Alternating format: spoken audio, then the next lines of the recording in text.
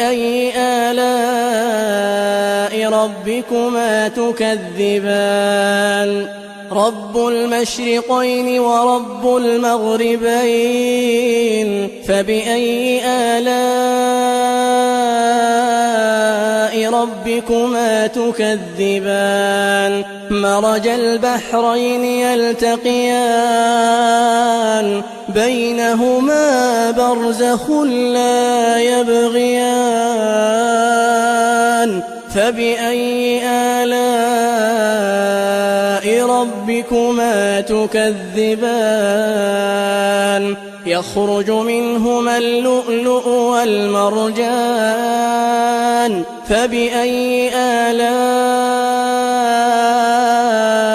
ربكما تكذبان وله الجوار المنشآت في البحر كالأعلام فبأي آلاء ربكما تكذبان كل من عليها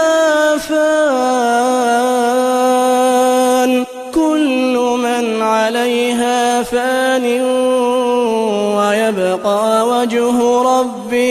ويبقى وجه ربك ذو الجلال والإكرام فبأي آلاء ربكما تكذبان يسأله من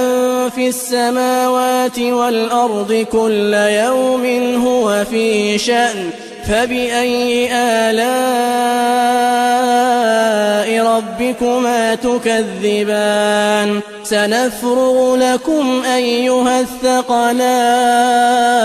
فبأي آلاء ربكما تكذبان يا معشر الجن والإنس إن استطعتم أن تنفذوا من أقطار السماوات والأرض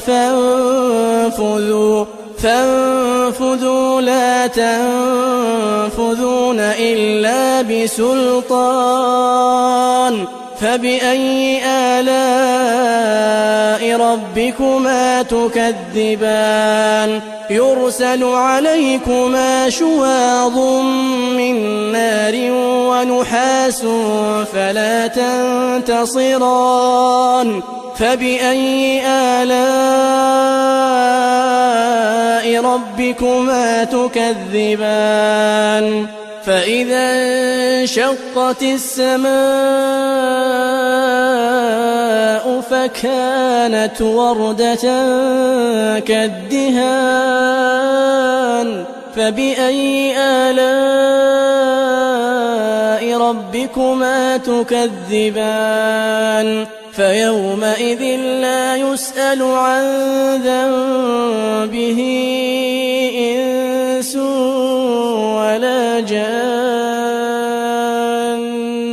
فبأي آلاء ربكما تكذبان